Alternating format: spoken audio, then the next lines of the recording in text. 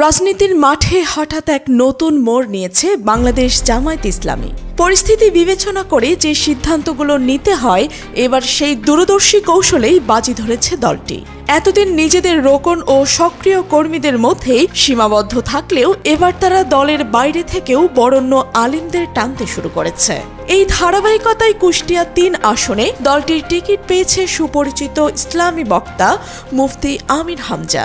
শোনা যাচ্ছে এখানেই শেষ নয়, আরও কয়েকজন জনপ্রিয় আলেম ও বক্তাকে মনোনয়ন দেওয়ার পরিকল্পনা করেছে জামায়াত, যা সমর্থক মহলে তুমুল আলোড়ন সৃষ্টি করেছে।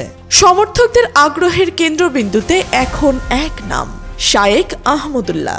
দেশের সব ধর্মের বর্ণের মানুষের কাছে সমানভাবে সম্মানিত এই ইসলামী ব্যক্তিত্ব আজ সুন্নাহ ফাউন্ডেশনের মাধ্যমে অসহায় মানুষদের পাশে দাঁড়িয়েছেন বারবার।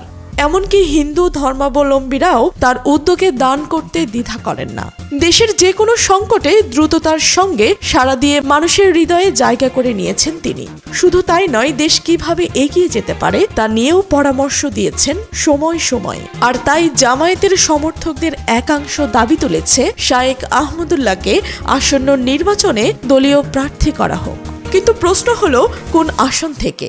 লক্ষ্মীপুর সদর, যেখানে তার জন্মস্থান, নাকি নারায়ণগঞ্জের কোনো আসন, যেখানে তিনি ভূমিপল্লী জামে মসজিদের খতিব হিসেবে দায়িত্ব পালন করছেন? তার ভক্তরা দৃঢ়ভাবে বিশ্বাস করেন শায়েখ আহমদুল্লাহ বাংলাদেশের যে কোনো আসন থেকেই শক্ত প্রতিদ্বন্দ্বিতা গড়ে তুলতে পারবেন।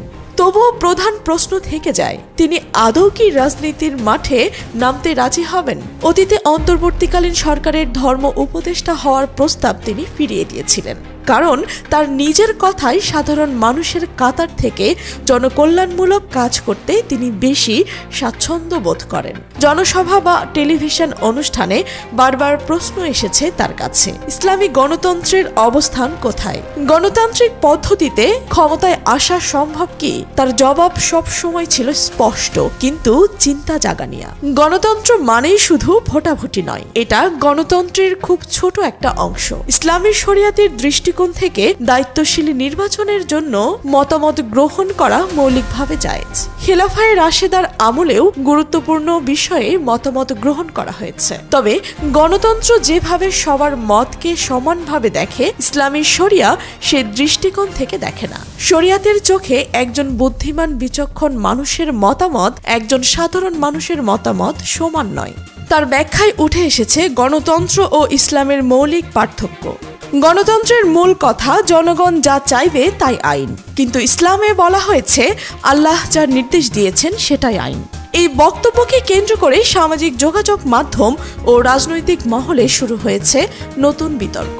একাংশের মতে শায়েখ আহমদুল্লাহর এই অবস্থান জামায়াতের ভাবমূর্তিকে আরও মজবুত করবে। অন্যদিকে অনেকে প্রশ্ন তুলছেন, তার মতো জনপ্রিয় আলেম রাজনীতির কাঁটাতারে পা দিতে কতটা প্রস্তুত? রাজনৈতিক অঙ্গনে এখন সবার চোখ শায়েখ আহমদুল্লাহর দিকে। তিনি যদি জামায়াতের টিকিট নেন, তাহলে ভোটের মাঠে যেন নতুন সমীকরণ তৈরি হবে, যা অনেক দলের জন্য অস্বস্তির কারণ হয়ে দাঁড়াবে। আর যদি তিনি রাজনীতি থেকে দূরে থাকেন, তবে দলের ভেতরে তৈরি হওয়া উচ্ছ্বাসিবা কতটা ধরে রাখা সম্ভব হবে? এদিকে কুষ্টিয়া ৩ মুফতি আমির হামজার মনোনয়ন জামায়াতের কৌশলগত পরিবর্তনের এক স্পষ্ট বার্তা দিয়েছে। সমর্থকদের ভাষায় এটি শুধু শুরু। গুঞ্জন থামছে না, বরং নতুন নতুন নাম ভেসে উঠছে রাজনৈতিক আলাপনে। সর্বশেষে রয়ে যায় একটাই প্রশ্ন, জামায়াতের এই সাহসী পদক্ষেপ কি দলটিকে নতুন উচ্চতায় পৌঁছে দেবে, নাকি সাসপেন্সে ভরা এই কৌশল নির্বাচনের মাঠে আরও জটিল সমীকরণ তৈরি করবে?